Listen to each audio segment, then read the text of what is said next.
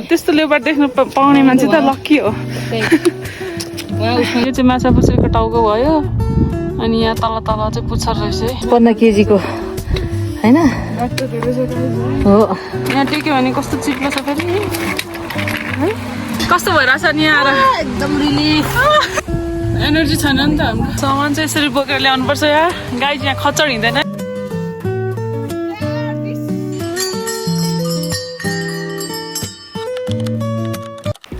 Good morning everyone, after a long time welcome back to my channel. This is me Pooja.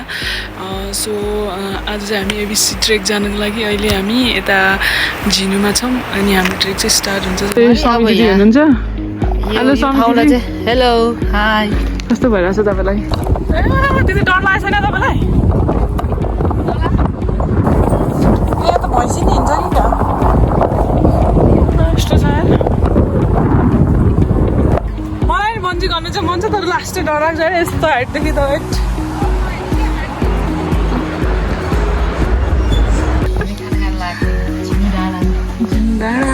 खाना waiting गरिरहेको छ। छोम्रोङमा पुग्ने भनेको फेरि भएन चस्मा खास फुट्दैन। छोम्रोङ पुग्न सकेन है दिदी? छोम्रोङ पुग्न सकेन कि बिस्तारै खाना खाँदै जान्छौँ भने चाहिँ एनर्जी छैन नि त हाम्रो।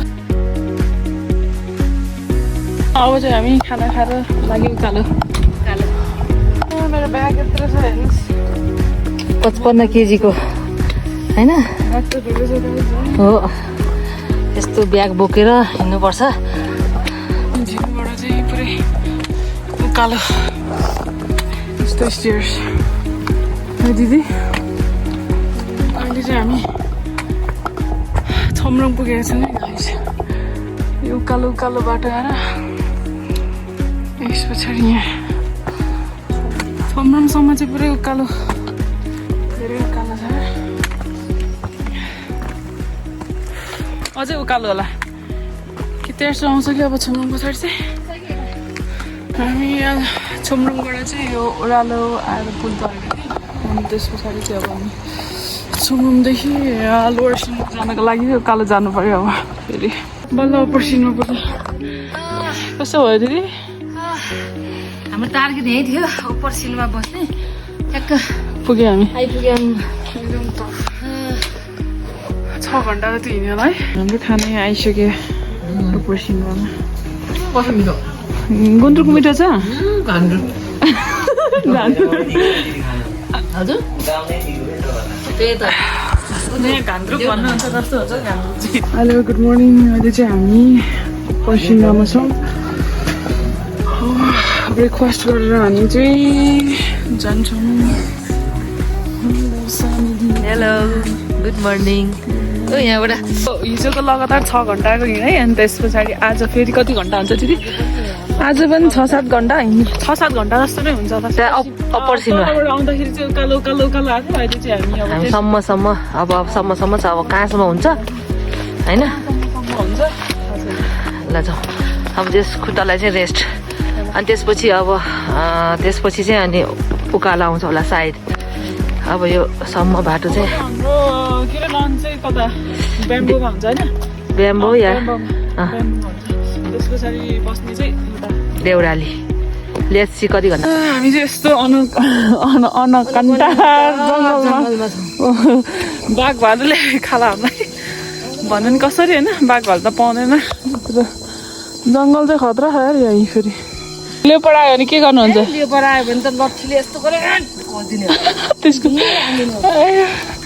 त्यस पछाडि आउँदै आउँदैन के गर्नु होइन? त्यही भने यत्रो यत्रो ढुङ्गा छ है।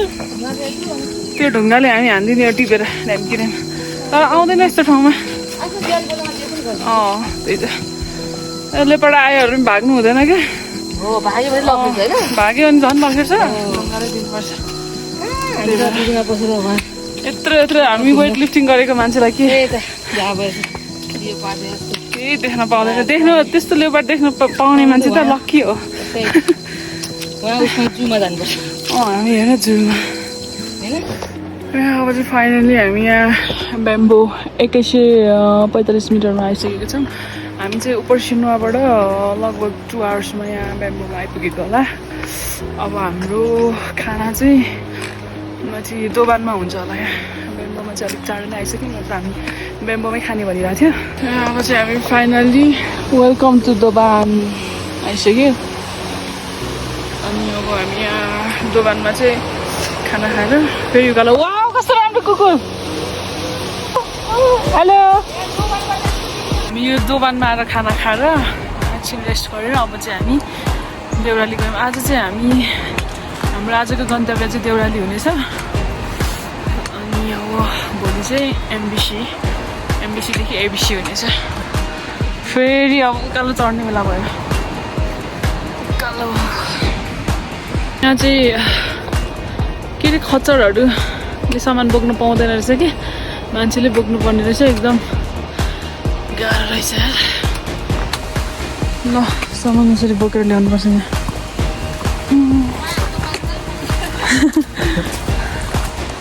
सामान चाहिँ यसरी बोकेर ल्याउनुपर्छ यहाँ। गाई यहाँ खच्चड हिँड्दैन है, खच्चड गाह्रो छ।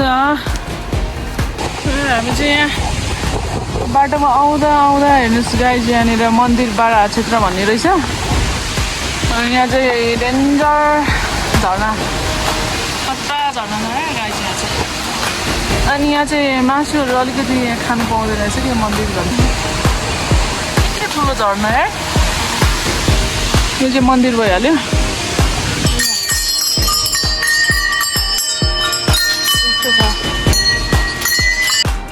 तल हिमालयबाट त पुरै ठाडो उकालो रहेछ। Non stop.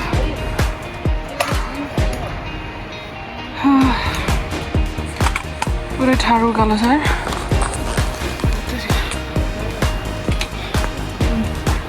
देउरालीसम्म यस्तो होला।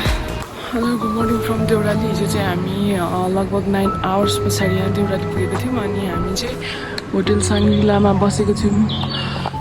आज चाहिँ हाम्रो डेस्टिनेसन चाहिँ एमबिसीसम्म पुग्छौँ। आज चाहिँ धेरै लाग्दैन भन्दै हुनुहुन्थ्यो, 3-4 घन्टा जति लाग्छ भन्दै हुनुहुन्छ यहाँको।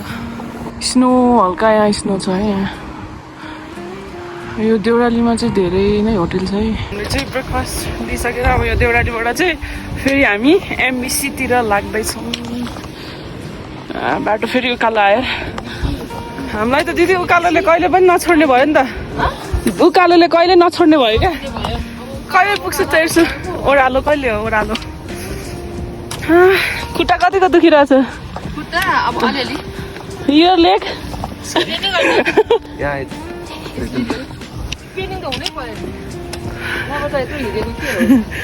लिटल। दिदी कहाँ बुद्धको ऊ छ अरे? बुद्ध ऊ त्यहाँ कहाँ देखेन अहिले त। अघि बिहान मात्रै देखेँ हो। यहाँ चाहिँ बुद्धको मन्दिर जस्तै देखिन्छ अरे, तर कता मूर्ति यत्रो ठुलो पहाड छ यार यहाँतिर त। यहाँतिर त कति बजी उज्यालो हुन्छ? 6:30 बजे। 6:30 बजी? 6:30 बजी त म अलिकति उता भन्दा अलिकति थोरै हुन्छ है। ल पछि हामी लाग्यौँ।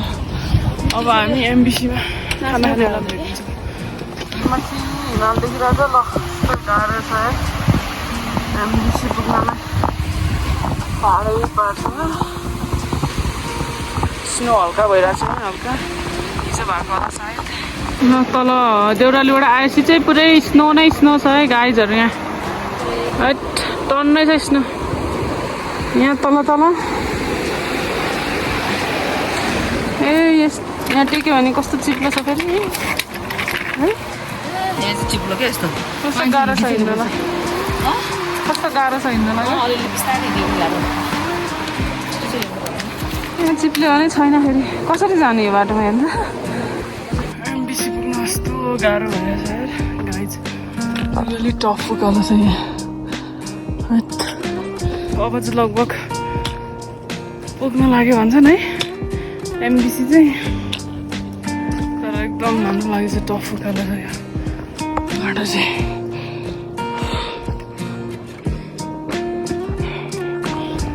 हिमाल जानु सजिलो हुन्छ 41 4000 130 मिटर जाँदैछौँ होइन हामी दिदी ल यो चाहिँ माछा पुछ्रेको टाउको भयो अनि यहाँ तल तल चाहिँ पुच्छर रहेछ है अब चाहिँ हामी एम्बेसीमा पुगिसक्यौँ अब खाना खान्छौँ माछा पुछ्रे बेस क्याम्प 3.5 घन्टा 3.5 घन्टा लाग्यो हामीले यहाँ स्नो चाहिँ हल्का स्नोहरू हल्का छ यहाँ कहिले पुग्ने होला हामी चाहिँ यहाँनिर के अरे गुरुङमा खाना खाएर अब चाहिँ हामी एमबिसी अन्नपूर्ण बेस क्याम्प लाग्यो उकालो यो बाटो जानुपर्छ उकालो अब त त्यस्तो धेरै टाढो छैन रे नजिकै छ यहाँ खाना कस्तो लाग्यो तपाईँलाई खाना मिठै लाग्यो तर मैले आज खानै खान किन के भयो त खान नसकेको क्या के भयो के भएर खाना खान नसकेको त भोक खासै लागेको थिएन तर खाएन जति पहिला खाने त्यति चाहिँ खानु सकेन त्यति चाहिँ खाएँ मैले बल्ल पैसा तिरेर चाहिँ 800 रुपियाँ खानै पऱ्यो यहाँ त कति हो के अरे एउटा खानाको 800 रुपियाँ भेज यहाँ माथि चाहिँ मासु खानु पाउँदैन है मासुहरू चाहिँ तलदेखि बढ्छ कि मासु जति खानु मन लाग्यो पनि खानु पाइँदैन ल्याउन पनि पाइँदैन है ल्याउनै अलाउड छैन यहाँ हेर्नु न यो के भन्छ यसलाई यस्तो हुँदो रहेछ हिउँले सबै खाएर यहाँ तरकारी पनि केही हुँदैन एबिसीमा आएर चाहिँ पैसा महँगो भयो यताउति भन्नु त त्यो बेकार हो कि यस्तो गाह्रो छ आउनुपर्छ होइन हामी मान्छेमा आउनु त गाह्रो छ यत्रो सामान बोकेर अनि यहाँ चाहिँ एकदम यहाँ यति फेसिलिटी पाएको हो कि हामी तपाईँलाई यहाँ घर बनाएर बस्नु भन्यो भने बस्नुहुन्छ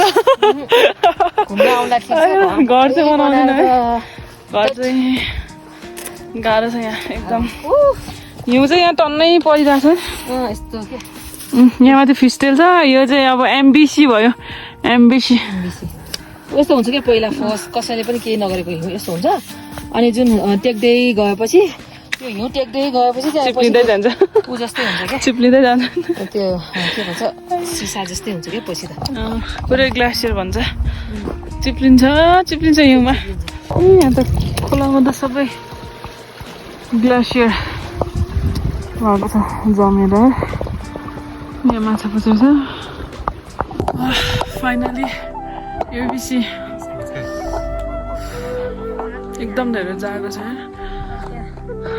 यो नयाँ बोर्ड हालेर छ यहाँ अनि यहाँ माथि चाहिँ बेस क्याम्प यता होटेलहरू छ यो चाहिँ यस्तो छ गाइज माछा पुछ्रे भइहाल्यो